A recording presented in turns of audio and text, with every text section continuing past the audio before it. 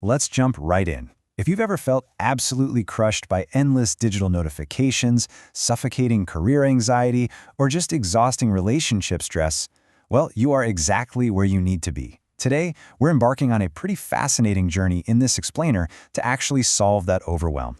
We're going to merge the ancient philosophy of the Bhagavad Gita, specifically chapter 18, with the hard modern sciences of quantum physics and thermodynamics. So if you're looking for a real-world guide to the art of living peacefully and finding clarity in a modern world that's just full of doubts and struggles, this is it. We're going to decode how your mind actually works at a fundamental, energetic level so you can finally find some ultimate mental clarity. Okay, let's dive into this incredibly relatable modern struggle. Tell me, do you ever feel like your mind is just constantly swinging like a pendulum? Like one minute you're completely burned out and the next you're literally bouncing off the walls with chaotic stress. You definitely aren't alone. What we so often view as a personal psychological flaw is actually a fundamental issue of energy physics and consciousness. It's the exact same psychological collapse faced thousands of years ago by the legendary warrior Arjuna. Right before a massive world-altering battle, Arjuna was just frozen by intense anxiety and doubt. He was a master archer who was completely unable to even lift his bow. That state of overwhelming uncertainty is something modern science can now completely explain. Here is our roadmap for today's explainer. First, the chaos of modern life. Second, the three energy modes. Third, Tamas, inertia and high entropy. Fourth, Rajas, excitement and mental chaos. Fifth, Sattva, coherence and clarity. And finally, number 6, achieving your inner equilibrium. Let's get to it. Starting with Part 1, the chaos of modern life. Think about a moment when you were staring at an inbox with, say, 500 unread, urgent emails, while simultaneously trying to figure out a major life decision, like a career change. Your brain just short circuits, right? When we're faced with quantum uncertainty, multiple possible outcomes existing all at once, we experience what psychology calls an amygdala hijack.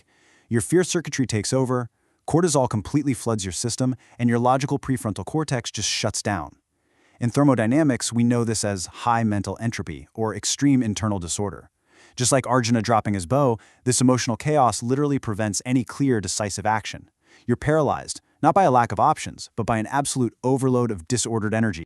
Which brings us to Part 2, the three energy modes. To actually fix this crippling chaos, we have to turn to the ultimate diagnostic tool provided by ancient wisdom, specifically detailed in chapter 18 of the Gita. See, you aren't just experiencing random, arbitrary moods throughout your week. You are actually operating in fundamental thermodynamic and quantum energy states, known as the Gunas. These three modes govern all human behavior, and honestly, all of material reality. Understanding them is kind of like getting the user manual for your own nervous system. It explains exactly why you might wake up feeling super groggy and unmotivated, only to shift into a frantic, rushing panic by mid-afternoon. Everything you do is an interplay of these three distinct energetic modes. And this is where it gets really cool, because we can directly map ancient Sanskrit terminology right onto modern science, beautifully bridging the spiritual and the physical. When ancient texts talk about the lowest, heaviest state, Tamas, modern science calls that high entropy and cortisol shutdown. The highly active state of Rajas aligns perfectly with an excited quantum state and an amygdala hijack. And the pure, balanced state of Sattva matches up with thermodynamic equilibrium and the calming activation of the vagus nerve. Ancient texts like the Mandukya Upanishad explored these subtle states of consciousness for millennia, mapping out the architecture of the human mind way before functional MRI machines even existed. Today, modern physics and neurology are finally catching up to validate what ancient seers already knew. Let's look closer at Part 3, Tamas, which is all about inertia and high entropy. When your mind is operating in tamas, you're essentially trapped in a state of minimal utility. Think of it as peak entropy. In simple terms, it's a completely drained battery. In our modern world, this isn't just basic lethargy. It's lying in bed at 2 p.m. on a Saturday, endlessly doom-scrolling social media while eating day-old cold pizza. Your system is entirely drained of usable energy. The intellect here is described as reversed, meaning it takes the effect for the truth, seeing only what's right in front of its eyes with extreme narrow-mindedness. It's literally fueled by defiled foods that completely lack vitality. Tamas is the burnout, the depression, and the deep delusion of procrastination where you just feel utterly powerless to change a reality. Moving on to Part 4, Rajas, or excitement and mental chaos. Now, if Tamas is a dead battery, Rajas is a battery that is actively short-circuiting. This is the ultimate state of modern hustle culture and toxic corporate climbing. Just picture the modern Rajasic professional running on 4 cups of coffee, totally obsessed with metrics, aggressive in traffic, and fueling up on hot, spicy takeout on the go. This state is driven entirely by passion, unyielding desires, and instant gratification. And while Rajas gives you a sudden, massive impulse to act, it requires huge energy expenditure because it's thermodynamically inefficient. You are burning fuel wildly. You're super attached to the outcome, constantly stressed out, and your intellect is actually confused between right and wrong. It might look highly productive from the outside, but internally, it is pure mental clutter and suffering that inevitably leads straight back to the burnout of Tamas. All right, part 5, Sattva, which is coherence and clarity. The highest, most functional state we can possibly achieve in this material world is Sattva. Operating in Sattva activates your vagus nerve and beautifully aligns your energies into a state of thermal equilibrium. In quantum terms, this is pure coherence. The static noise and the chaos just drop away. Here, your intellect becomes razor sharp, allowing you to master 2 absolutely critical concepts, pravrittim and nivrittim. Pravrittim is knowing exactly when to step forward and take decisive action, like stepping up to lead a tough project at work. Nivrittim is knowing exactly when to pull back and set healthy boundaries, like turning off your phone at dinner to be completely present with your family. You perform your duties simply because they need to be done.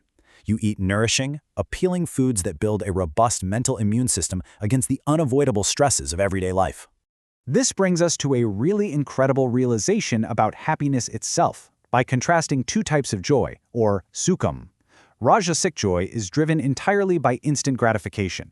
Think of that sudden dopamine hit of buying something expensive online or a massive sugar rush.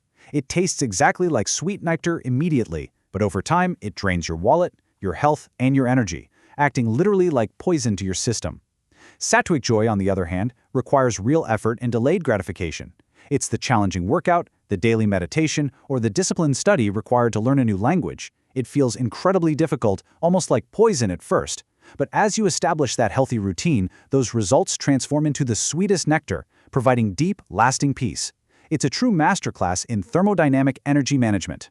So, part 6, achieving your inner equilibrium. How do we practically move our lives away from all that chaos and towards Sattva to achieve true mental peace? Well, by following these ancient yet highly scientific steps, you actively manage your mental energy flow to decrease entropy. First up, you must accept that everything is impermanent. Observing your emotions objectively stops that amygdala hijack dead in its tracks. Second, you got to support your physical vehicle with a mindful, nourishing sattvic diet. Third, and this is the absolute core of karma yoga, you perform your daily duties relentlessly without selfish attachment.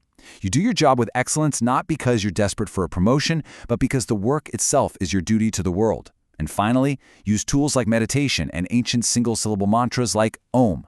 These literally create space in your mind, allowing that static noise to settle into profound quantum coherence. When you refine your actions and intellect enough through Sattva, you eventually transcend all 3 energy modes entirely, arriving at a state called moksha. You surrender the doer ego. You just stop fighting the random, unpredictable nature of life. Instead, you accept reality on its own terms, achieving perfect harmony with the underlying probabilistic nature of the universe. You are no longer tossed around by the waves of uncertainty. You simply do your part in the cosmic mechanism with absolute, unshakable peace. Ultimately, this explainer highlights a really beautiful parallel. The first law of thermodynamics tells us that energy cannot be created or destroyed, only transformed. The Gita tells us that your core consciousness, the inner observer, the true self, is exactly that, conserved, eternal energy. It remains entirely untouched by the chaotic, changing physical world of the Gunas. Realizing this is the absolute key to fearlessness, because if your core energy cannot be destroyed, the everyday anxieties of modern life, like losing a job, facing embarrassment, or failing a test, are suddenly seen for what they truly are. They are just temporary, superficial fluctuations of the Gunas, not actual threats to your existence. As we wrap up, I want to leave you with a final, provocative thought. Take a moment right now, today, to honestly reflect on your current state of being. Are you drowning in the inertia of Tamas? Are you burning out in the chaotic excitement of Rajas? Or are you actively cultivating the calm clarity of Sattva? The beauty of understanding this physics of inner peace is that you always have a choice. So bravely choose the path of discipline today, stepping out of the chaos so you can walk toward absolute coherence and true lasting peace tomorrow.